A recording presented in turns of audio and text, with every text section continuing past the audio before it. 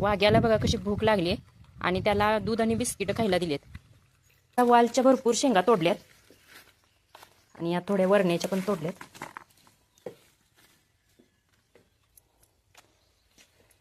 ही देशी चाकवताची भाजी आहे.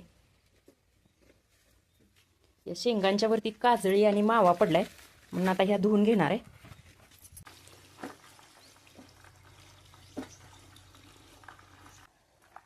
धुतल्यानंतर आता अशा ह्या शेंगा स्वच्छ झाल्या.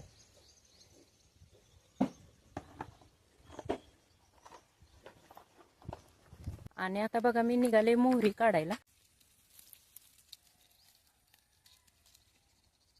ही बघा ही अशी मोहरी पिवळी झाली आणि काढायला आलेली आहे म्हणून मी आता ही सगळी काढून घेणार आहे. इकडे पण अशी झाडं आहेत भरपूर. ही मी मोहरी काढून आणल्या आणि ही मक्याची कणसं पण आणल्यात. थोडा बिस्किट घेवडा पण काढलाय. आणि हा आमचा सेंद्रिय पद्धतीने केलेला भाजीपाला. वांग्याची झाडं बघा जगून निघालीत. पालक आणि पोकळा पण छान उगवलाय आणि हा फ्लावर पण आता एवढा आलाय. तांदूळाची भाजी आहे.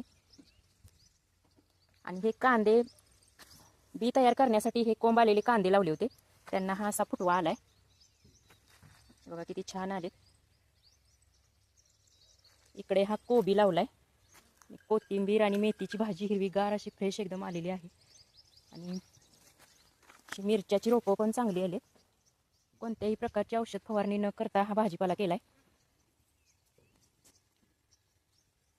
हा वरणा काय व्यवस्थित उगवलेला नाहीये, कुठे कुठे तर उगवलाय.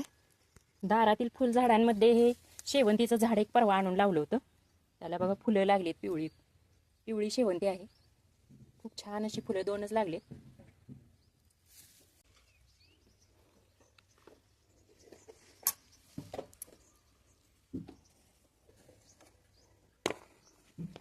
ह्या बघा वालच्या शेंगा, वरण्याच्या शेंगा आणि ही चाकवताची भाजी, असा भाजीपाला आज मी घेतलाय.